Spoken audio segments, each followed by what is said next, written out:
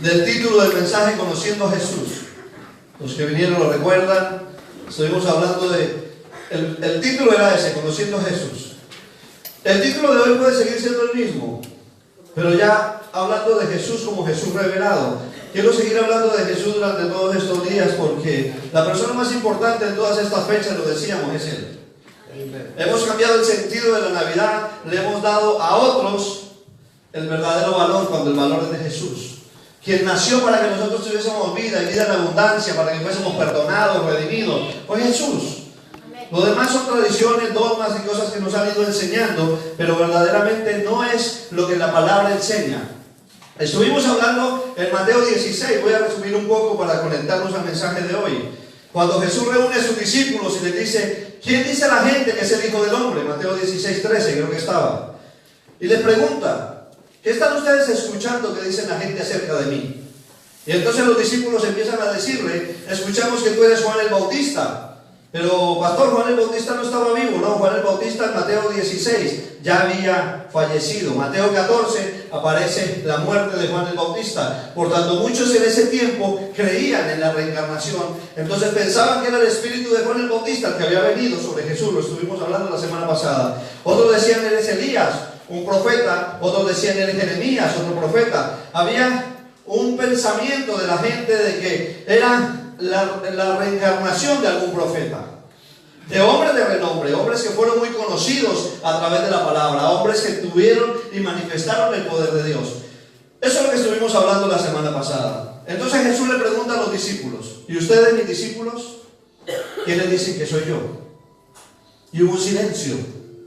No sabemos cuánto tiempo tardó Pedro en recibir la revelación del cielo y decirle: tú eres el Hijo de Dios. Y él le dice: bienaventurado tú, Pedro. No, le dijo: bienaventurado tú, Simón, porque no te lo reveló carne ni sangre, sino mi Padre que está en los cielos. Y estuvimos viendo que a Jesús solamente se le puede conocer a través de la revelación, no a través de una historia. Usted puede traer y leer la Biblia, pero si el Espíritu Santo no viene a revelarle, la Biblia a usted se le hace aburrida, se le hace pesada. ¿Por qué? Porque necesita que la palabra, que es Jesús, se una con el Espíritu Santo, para que cuando usted la lea, para cuando usted la imparta, entonces lleve poder. Porque la misma Biblia dice que la mucha letra mata, pero el Espíritu vivifica. Es el Espíritu el que vivifica la letra que usted está leyendo. Entonces necesita conocer a Jesús a través del Espíritu Santo. Si lee la palabra simplemente por leerla, usted va a leer historia, va a leer cosas que sucedieron, sucesos. Y la palabra es mucho más que historia. La palabra es poder para aquel que cree en ella. Estuvimos hablando de todo eso. Estuvimos hablando de que Jesús no se te puede revelar a través de la revelación de otro. Tú tienes que tener tu propia experiencia y tu propio encuentro con Jesús. No vale el encuentro mío, no vale el encuentro de ninguno de sus hermanos. Es el encuentro personal que cada uno debe tener con Él. Cada uno, en este momento, lo decía ese día, el Espíritu de Dios se mueve en un lugar, pero de la misma manera se está moviendo individualmente, independientemente en cada uno. Ese es el poder que tiene el Espíritu de Dios. Estuvimos viendo 4 puntos de lo que sucede cuando una persona tiene un encuentro con Jesús. Cuando Jesús se le revela a alguien. No sé si se acuerdan, somos libres. No libres para vivir de cualquier manera, sino libres para no pecar, libres para tomar la decisión y saber: eso no me conviene, eso no es de Dios, eso no produce nada bueno en mi vida, no me va a dar buen fruto, por tanto no lo quiero. Y tomas una decisión, dejas de ser esclavo. Yo comentaba que antes le decían a uno: usted se ha vuelto aburrido, usted ya no es libre. No, ahora es cuando soy libre, porque ya no estoy atado a los vicios, al alcohol, a cualquier tipo de pecado, lascivia, fornicación, deseo de la carne, masturbación, pornografía, lo que sea que ate a la persona. Somos libres. Libres para vivir en Cristo, porque en Cristo hay libertad. Si el Hijo de Dios te libertad, dice la palabra, seréis verdaderamente libres. Si el Hijo de Dios viene a tu vida, serás libre. Es uno de los puntos que vimos. Otro de los puntos que vimos fue que comenzamos a servirle. Porque cuando Jesús viene a tu vida, te revela: es imposible que yo no le sirva, yo necesito servirle. Y no necesariamente solamente dentro de la iglesia, hay muchas maneras de servirle a Dios. Predicando el evangelio afuera. Pastor, si yo no tengo ministerio. Hay un ministerio que se le entregó a todos y se llama el ministerio de la reconciliación. Dijo el Señor que entregó el ministerio de la reconciliación a los hombres, a aquellos que creen en Él, para que reconcilien a aquellos que están afuera, para que vuelvan a los caminos, para que vuelvan a la senda. Ahí tiene su ministerio. Recíbanlo, ese ministerio. Otro punto que vimos, aprendimos que cuando tenemos un encuentro con Jesús, resistimos las pruebas y las tentaciones. Resistimos. Ya no caemos en las tentaciones. Resistimos. Resistir al diablo y él huirá, dice la palabra. Permanecemos en él, en la roca firme. Y otro de los puntos que vimos es que operamos bajo la compasión y la humildad. Si no hay compasión y humildad, tenemos que revisarnos, como dijo mi hermano, si verdaderamente está morando en nosotros el Espíritu de Dios. Si verdaderamente hemos tenido un encuentro con Jesús. Jesús les dijo a los discípulos, iban camino a Jerusalén, iban a entrar a Samaria, y mandan a los discípulos adelante y les dice, vayan y pidan posada para que podamos estar allí. No los reciben, porque los samaritanos eran enemigos de los judíos. Y entonces viene uno de los discípulos, Señor, oramos y que caigan rayos sobre ellos, que se caiga fuego que los consuma. Y Jesús les dijo, ¿qué espíritu hay en vosotros? ¿Qué espíritu es el que hay en vosotros? Eso no es lo que yo les estoy impartiendo, eso no es lo que yo les estoy enseñando. Porque ellos esperaban a un rey que viniera a acabar con espada a todo el mundo, a todos los que lo tenían oprimidos. Y él dijo, no, porque es que mi reino no es de este mundo. Mi reino no es de este mundo. Yo vengo a manifestarles a ustedes mi reino, cómo se vive en el cielo, cómo es el reino, cómo es la gracia, el favor, la misericordia, a impartir eso. Entonces tenemos que tener eso en nuestro corazón, la compasión. Y se está perdiendo mucho, hemos hablado de eso, se pierde mucho la compasión en este tiempo. La gente se ha olvidado, y lo decía, aquellos que hemos venido de fuera, muchas veces nos hemos olvidado de los que recién están llegando. Nos hemos hecho ya europeos y nos importa si la persona está pasando una necesidad o no. Es falta de compasión, falta de misericordia. Falta, si somos verdaderamente hijos de Dios, tenemos que manifestarlo. Tenemos que manifestarlo en el amor al perdido. Él lo escogió. Él no dijo, estos pueden entrar, estos no. Él abrió las puertas y que entre todo aquel que le reconozca a Él como su Señor y Salvador. Amén. Amén. Ahora quiero que me acompañen a Mateo 9, del 35 al 36. Como dice mi pastor, ¿me estoy comunicando? Mateo 9, del 35 al 36. Vamos a ver un par de pasajes donde Jesús manifiesta la compasión y la misericordia. Quiero completar el mensaje de la semana pasada.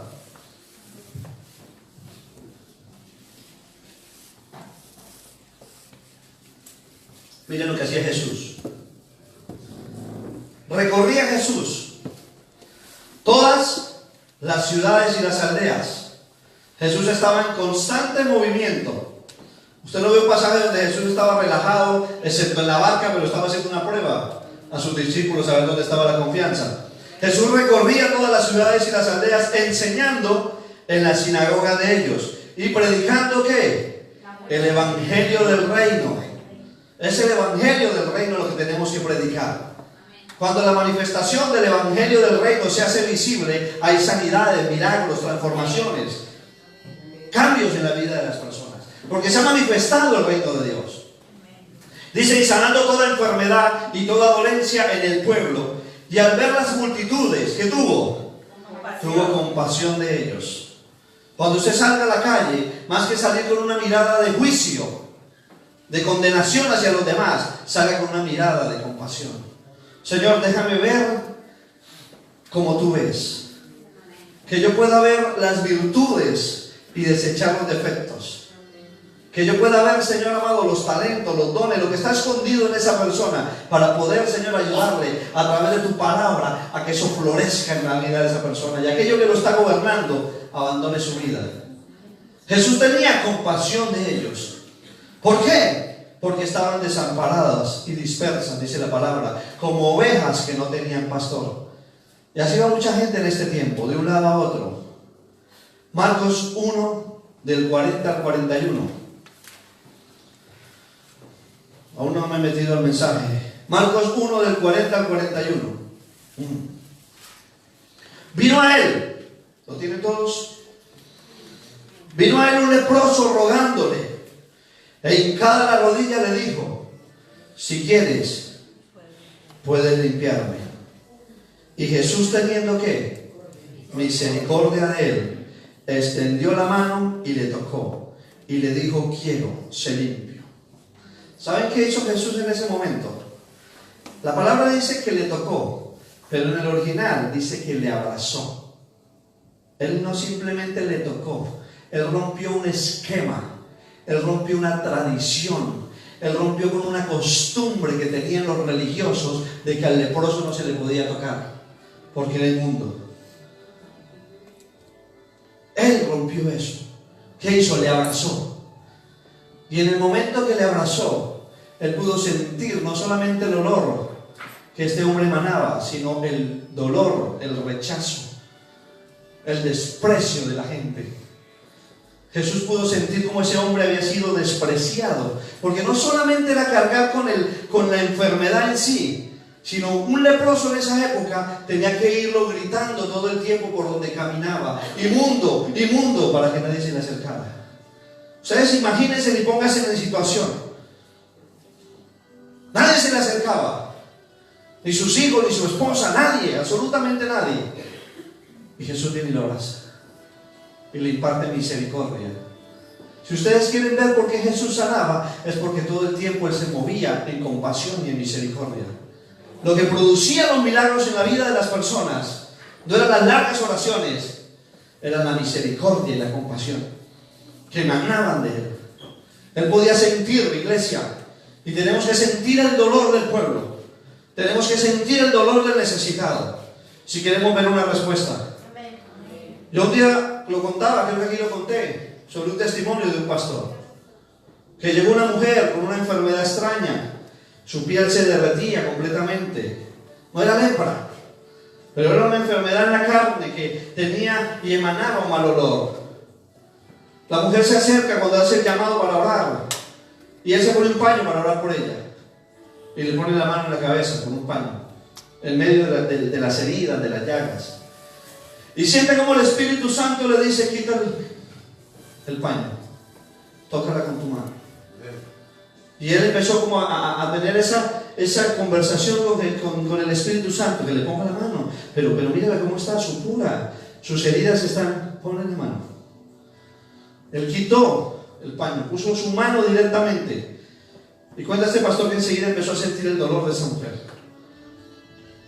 Empezó a hablar con compasión, porque empezó a sentir lo que esa mujer estaba sintiendo en su piel. Amen. Muchas veces oramos desde el compromiso, pero no desde la compasión. Tenemos que empezar a hablar desde la compasión para empezar a ver milagros sobrenaturales. Amen. Y al tiempo la mujer viene a la iglesia, 2, 3 veces, no sé cuánto pasó.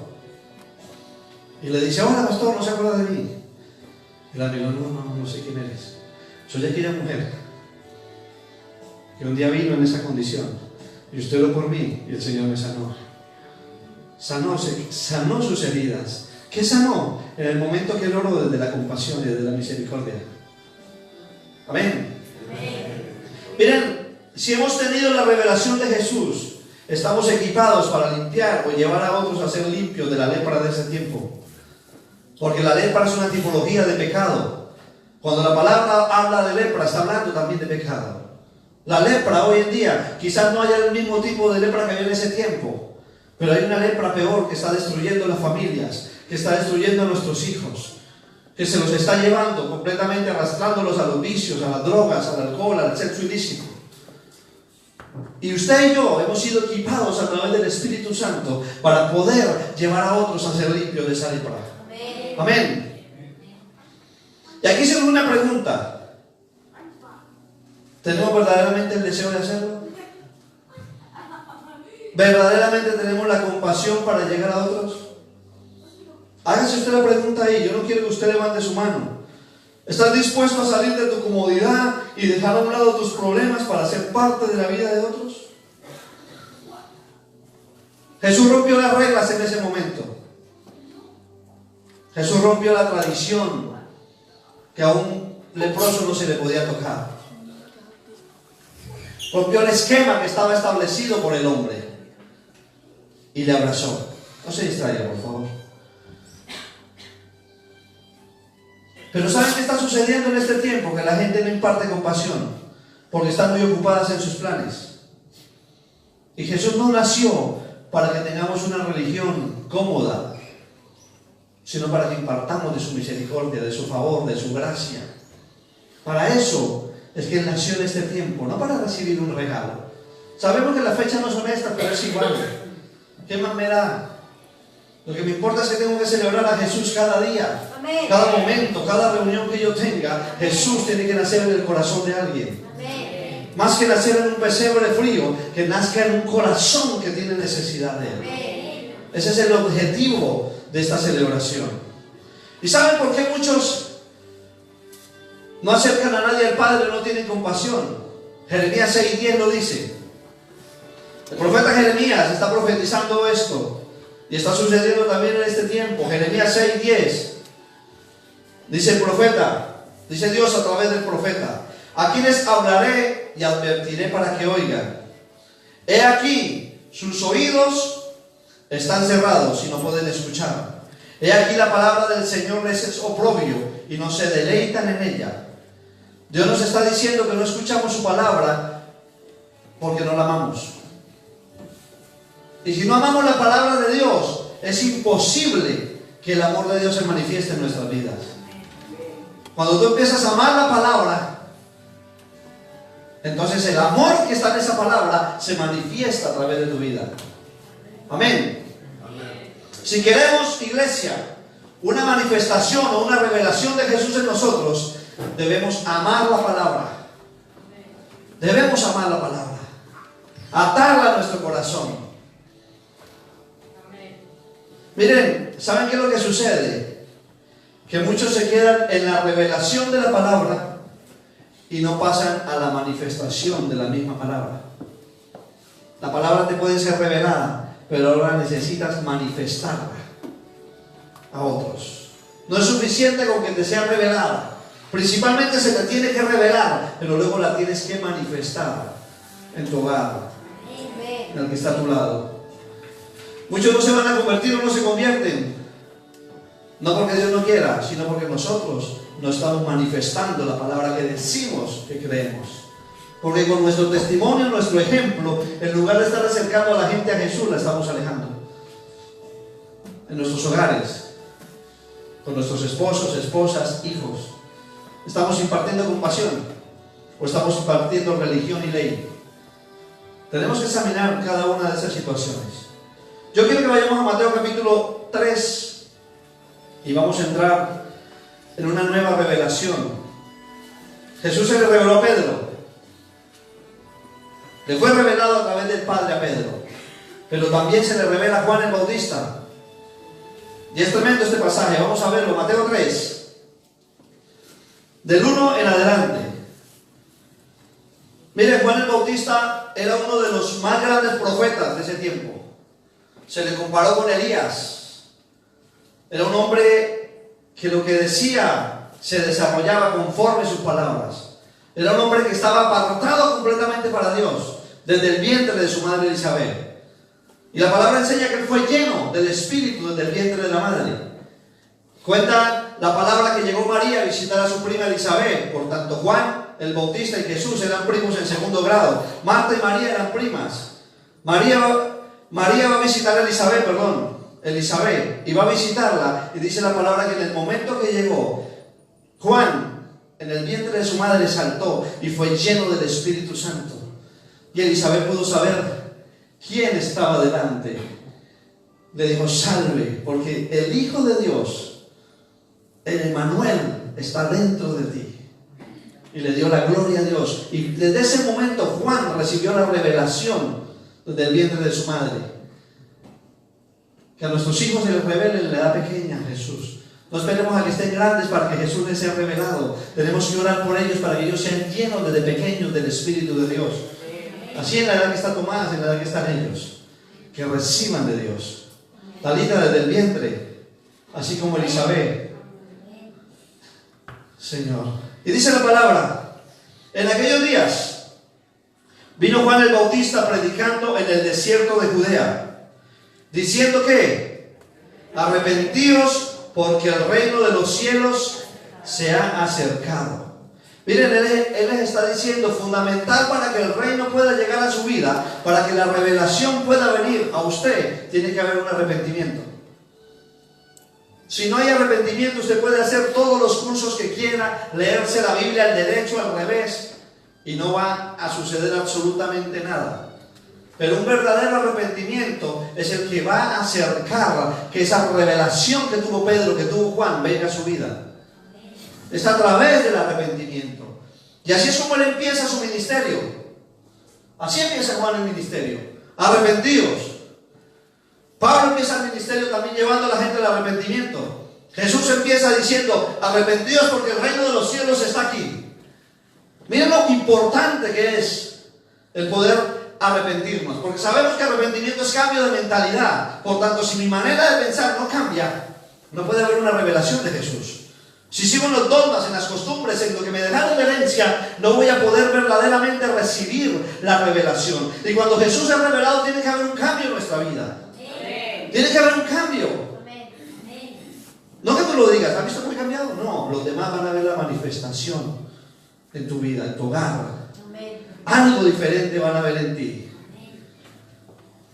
Y muchas veces la gente culpa a las iglesias, al liderazgo, a los pastores. Ah, no, yo me voy de esa iglesia porque es que yo no he cambiado.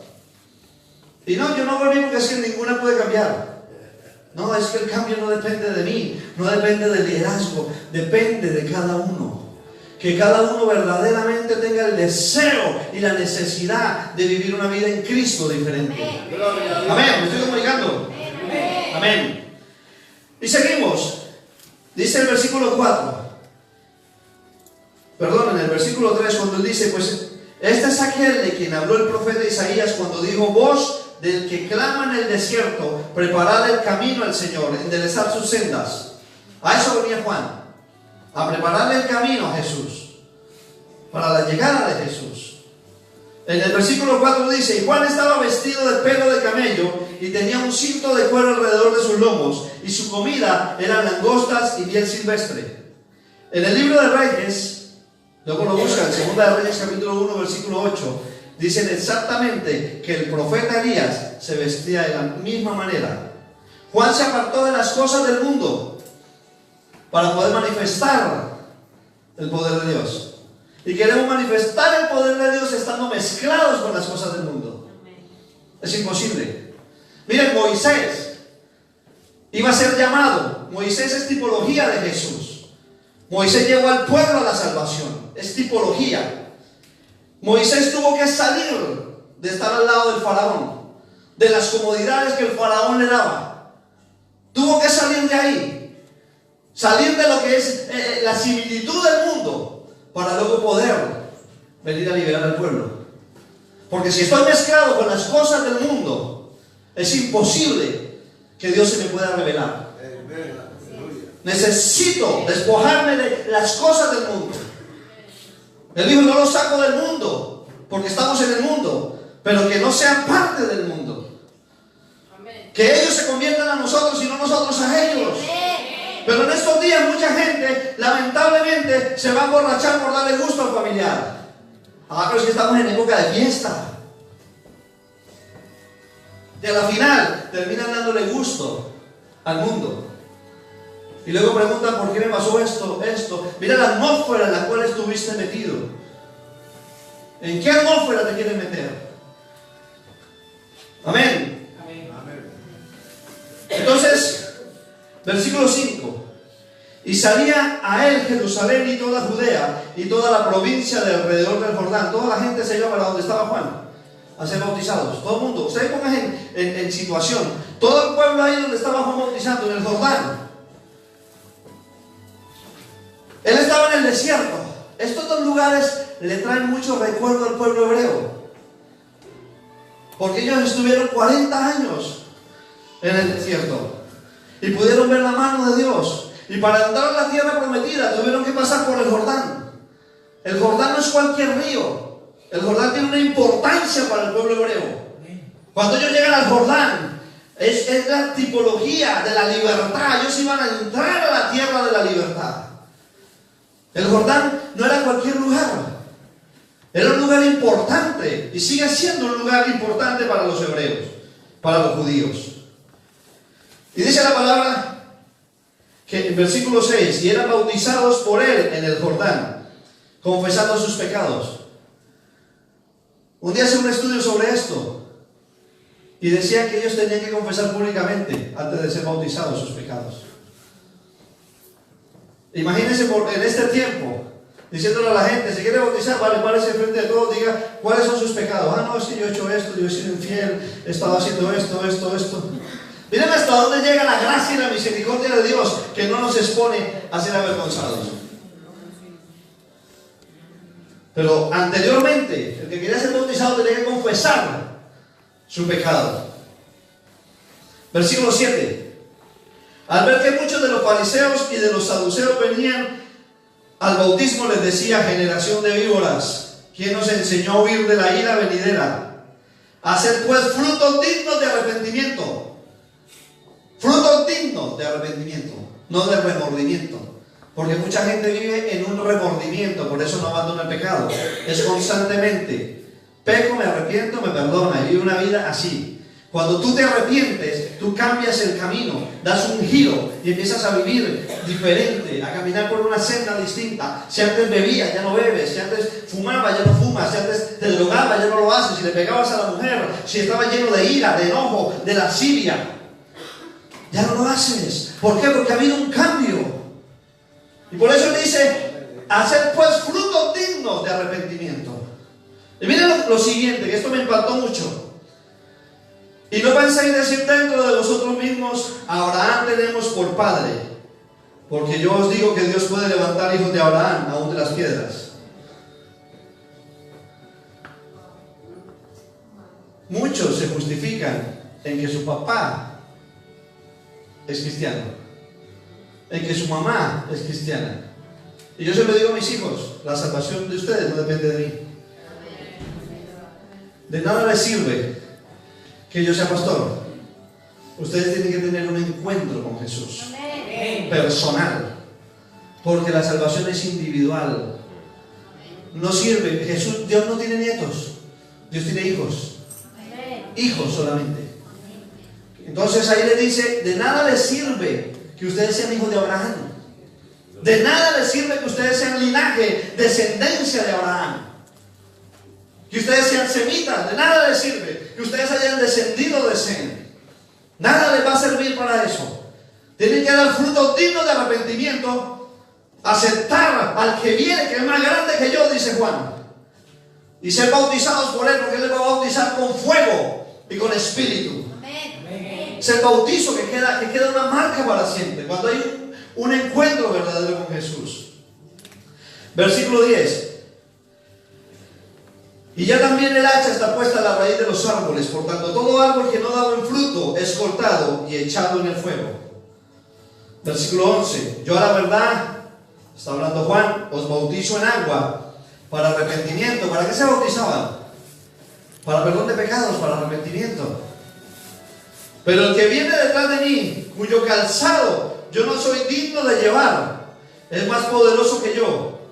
Él os bautizará en Espíritu Santo y fuego. Su aventador está en su mano, y limpiará su era, y recogerá su trigo en el granero, y quemará la paja en fuego que nunca se apagará. Estaba hablando del Seol, estaba hablando del infierno, el fuego que nunca se apaga, donde el gusano no muere, donde es el crujir de dientes, dice la palabra. Y vamos allá, versículo 13. Entonces Jesús vino de Galilea a Juan, al Jordán, para ser bautizado por él. ¿Qué noté yo ahí? Jesús era quien era y no mandó a llamar a Juan. Él fue donde estaba Juan. Jesús no se creía mejor que nadie. Jesús no iba por ahí presumiendo de lo que hacía. Jesús ahí no había empezado aún el ministerio, aún no había hecho ningún milagro, aún no había sanado a nadie. No se había manifestado aún el poder de Dios en la vida de él. Y dice la palabra que Jesús fue a Galilea, donde se encontraba Juan, en el Jordán. ¿Para hacer qué? Bautizado. Pero vamos a ver, no dice la palabra que el bautismo es para arrepentimiento y perdón de pecados. ¿Qué hacía Jesús bautizándose? Si llevaba 30 años limpio, sin que nadie pudiera decirle a pecado. Nadie. Él le dijo a los fariseos: ¿alguno me redarguye de pecado? ¿Alguno puede señalarme y decir que yo he pecado? Nadie podía levantar el dedo contra él. Nadie podía señalar de que había un pecado en Jesús. Pero Jesús aún así se mete en la fila de los que iban a ser bautizados. Y miren, yo me imagino todo ese panorama. Los hermanos de Jesús, los religiosos. Ay, mírenlo en la cola, el que era santo. Ah, entonces tienen guardado. No era tan santo. Mírenlo ahí. Ay, entonces la gente empezó: vaya, vaya, que venga. Esto no se lo pueden perder, esto lo tenemos que subir al Facebook. Rápido, avísenle a todo el mundo que el que decía que era santo se va a bautizar para perdón de pecados. ¿No? No sé si ustedes se lo imaginan así. Yo me imagino a Jesús en medio de la gente que estaba pasando el agua y todo el mundo murmurando, criticando, señalando. Hay una historia de un pastor. No sé en qué parte del mundo fue, lo leí alguna vez. Y este hombre hacía un viaje a un pueblo a 3 horas de donde él ministraba y tenía la iglesia donde era el pastor principal.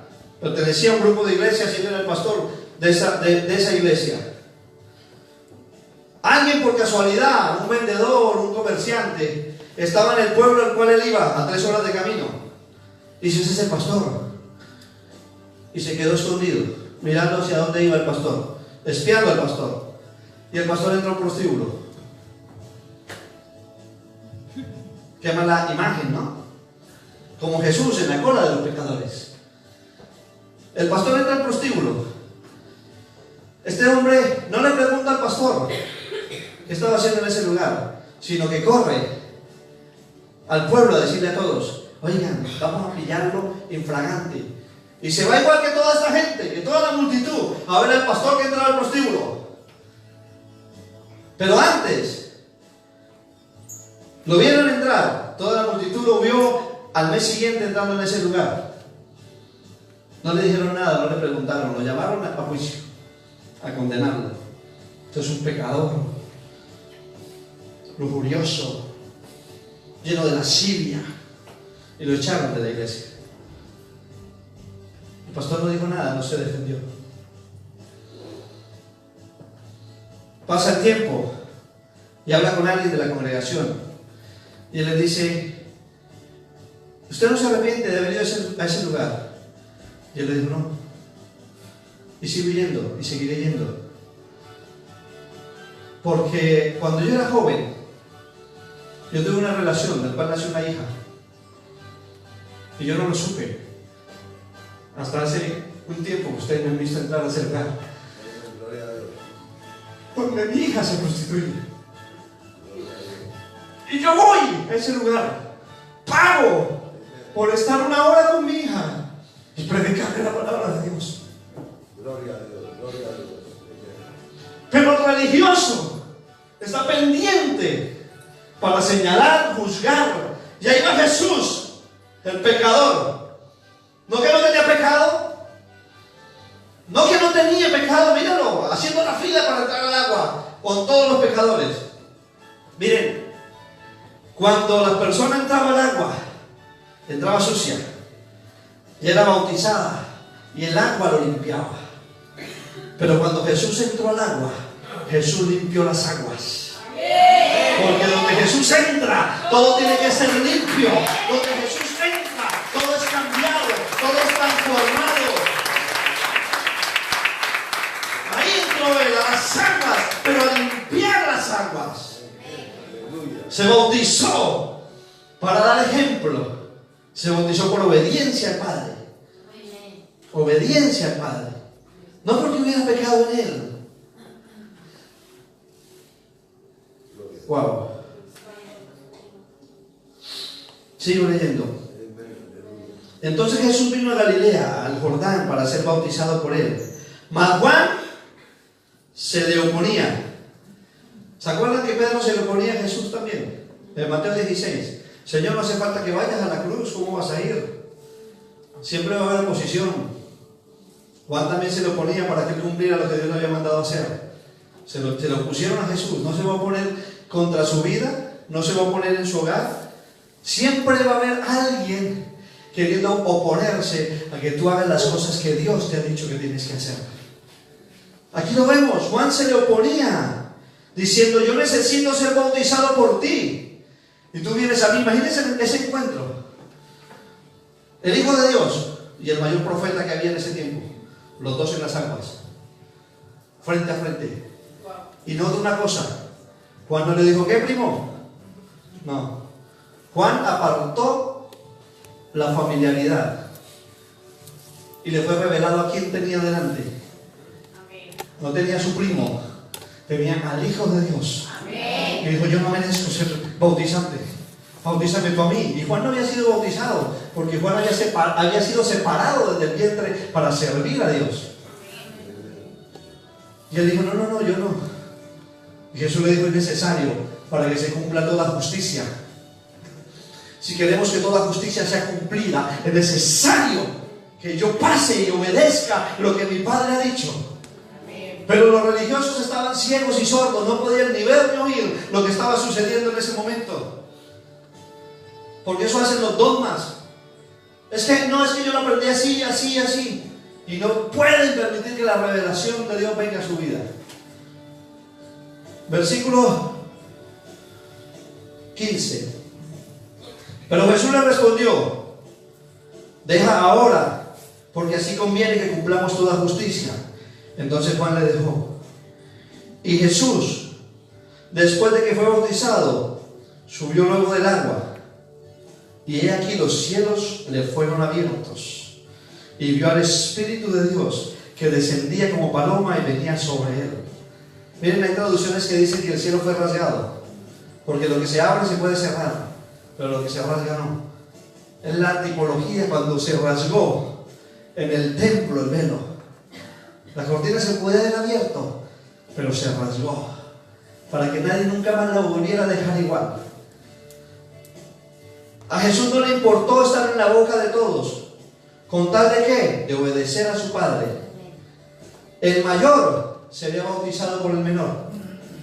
Jesús, siendo mayor en todo, los dones de maestro, pastor, apóstol, profeta, evangelista, los da el Hijo.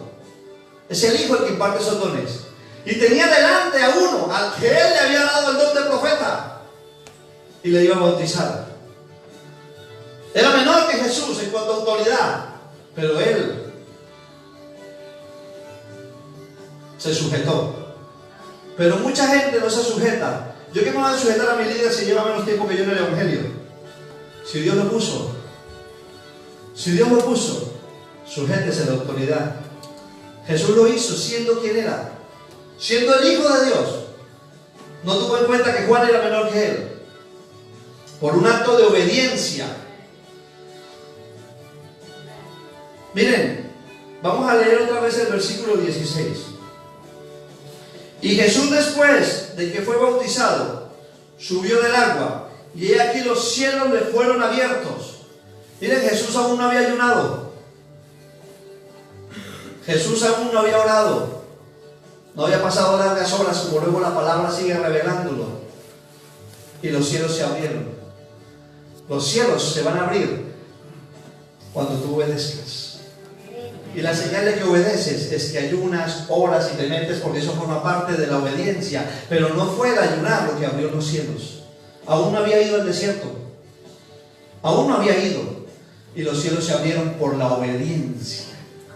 ¿Cuántos quieren que los cielos se abran sobre su vida? Sobre su hogar, sobre su familia, sobre sus finanzas, sobre su trabajo. Seamos obedientes.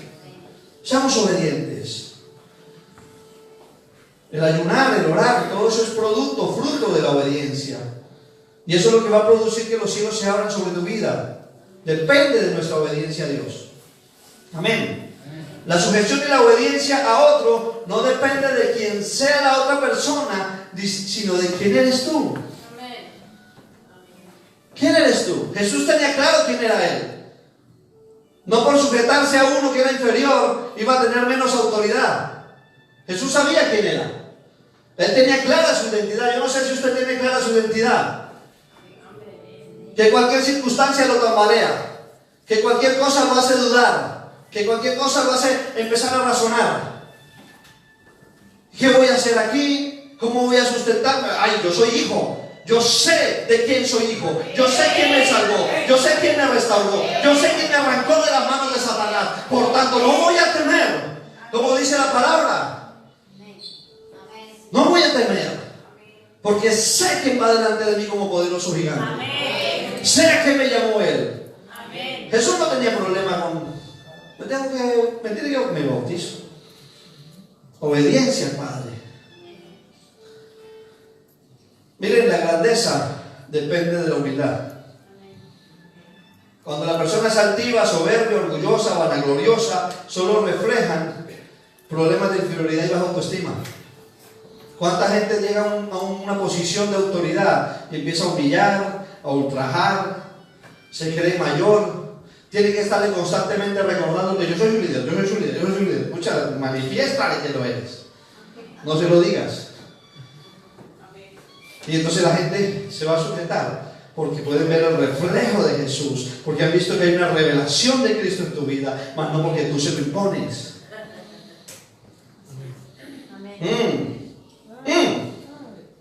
Jesús sabía quién era Él y tenía clara su identidad.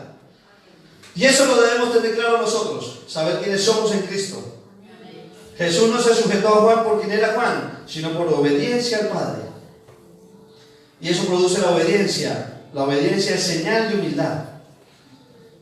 Lo pregunté antes, ¿qué produjo que los cielos se abrieran?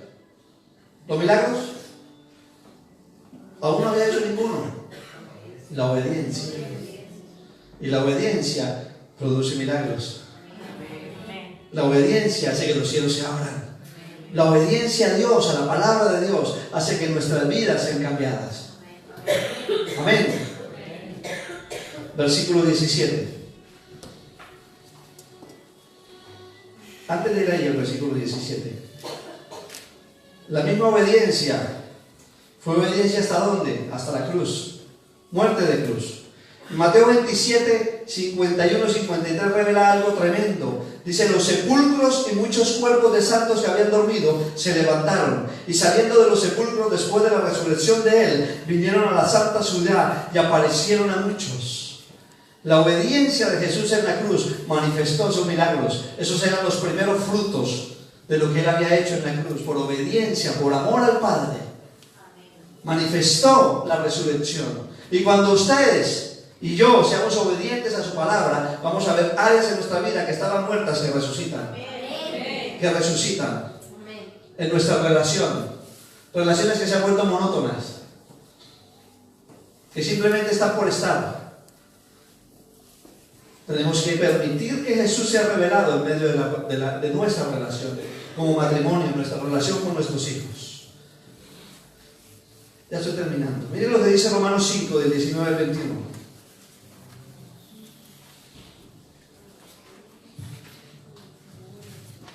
Porque así como la desobediencia de un hombre, los muchos fueron constituidos como pecadores.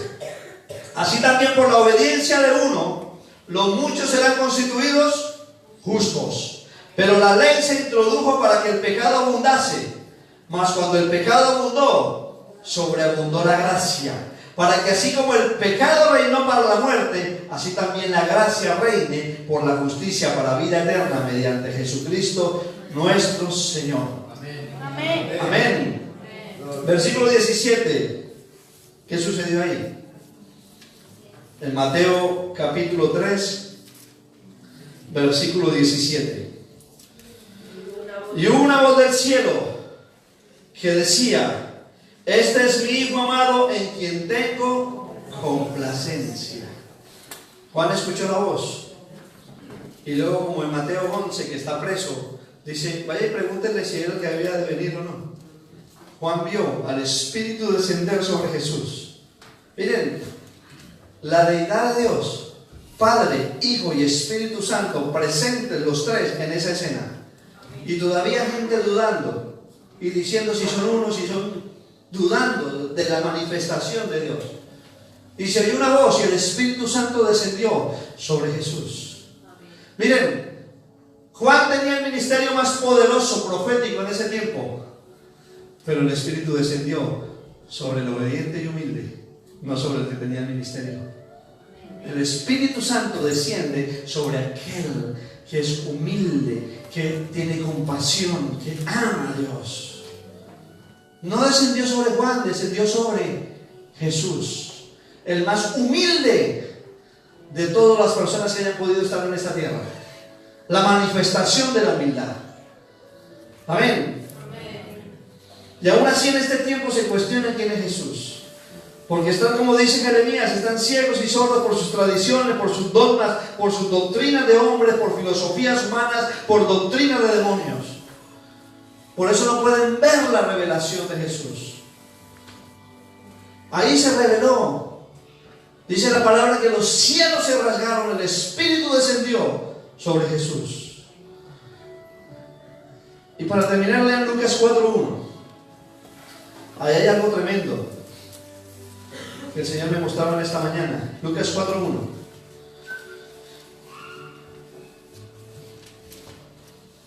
¿Cuántos están pasando por desiertos? ¿Cuántos han pasado por desiertos? Si usted no ha pasado por un desierto, déjeme decirle que está a punto de entrar a un desierto. Gloria a Dios. Es necesario que pase por el desierto. O sea, eso va a ser inevitable. No, yo no he pasado por el desierto. Ay, no, prepárese. ¿Cuántos hemos pasado por desiertos? ¿Y cuántos podemos estar aún pasando por desiertos? Mira lo que dice la palabra. Jesús, lleno del Espíritu Santo, volvió del Jordán. ¿Cómo estaba Jesús? Lleno del Espíritu Santo. Y fue llevado por el Espíritu al desierto. Y muchos no resisten su tiempo en el desierto porque van en la carne.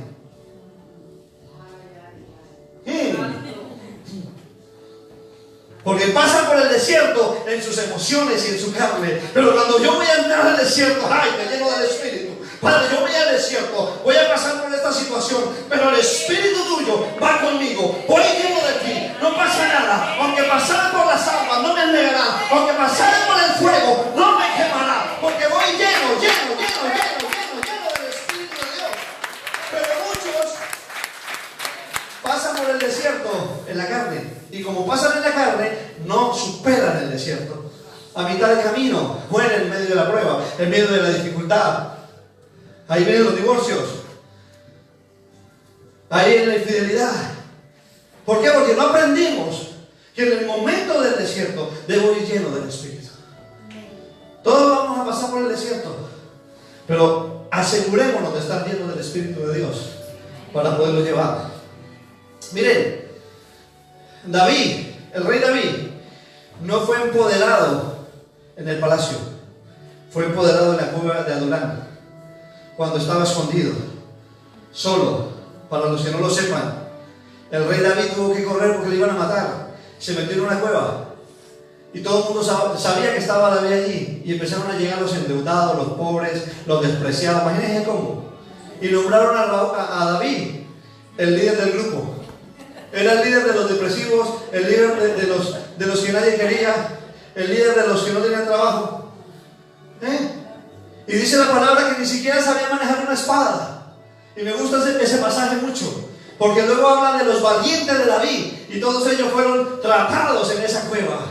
Y dice la palabra que no sabían manejar una espada, y cuando salen así, con las dos manos, batallaban con las dos. ¡Ay! Porque es en medio, si usted está en medio de una prueba, de una dificultad, de un desierto, aunque esté en la cueva de Adulán, usted va a salir de ahí empoderado del Espíritu de Dios para hacer cosas grandes para Él, no para usted, para Él. Y hay tres condiciones, ya para terminar, y hago tres preguntas. ¿Quieres resistir en el desierto? Entonces sé lleno del Espíritu.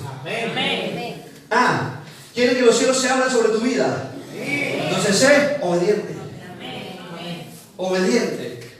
La llenura del Espíritu hace que usted tenga un paso por el desierto más relajado. La obediencia hace que los cielos se abran. Y quiere que el Espíritu venga sobre usted. ¿Cuánto quiere que el Espíritu venga sobre? Ya no hablo dentro, hablo sobre. Entonces sea humilde. Sea humilde. Porque la humildad hace que el Espíritu se pose. La palabra lo enseña. El Espíritu de Dios estaba. No quiere decir que no estuviera antes dentro de Jesús, pero que ahora estaba empoderándolo. Estaba sobre él. Lo dije antes, Juan tenía en ese momento el mayor ministerio profético de la historia. Pero el Espíritu no descendió sobre él, sino sobre el más obediente y el humilde de los hombres. Y para el que está apuntando, resistir es igual al Espíritu Santo. Humildad a Jesús. Y cielos abiertos, obediencia al Padre. Si usted coge esos tres principios en su vida, va a ver cómo las cosas van a cambiar. Me lleno del Espíritu para resistir las situaciones que vienen. Soy obediente al Padre para que los cielos se abran sobre mi vida. Y vivo una vida de humildad. Ya no me importa lo que antes era, lo que antes tenía, mis títulos, mis grados. Si los tienes, bien, están ahí. Pero el título mayor que puedo tener no es el de pastor. El mayor título me lo dio Él. Cuando yo le dije, te acepto como mi Señor y mi Salvador. Y Él me hizo hijo. Ese es el mayor título. Porque cuando entre a la presencia de Dios, no voy a entrar por ser pastor, por ser líder. Voy a entrar por ser hijo. Porque al cielo no van los que son socios o colegas. No van los que son hijos. Eso es lo que verdaderamente importa. No importa los ministerios que tenga, los dones o los talentos. Importa si eres hijo o no eres hijo de Él. Vamos a ponernos en pie. Vamos a ponernos en pie. Hay tres condiciones importantes. La obediencia hace que los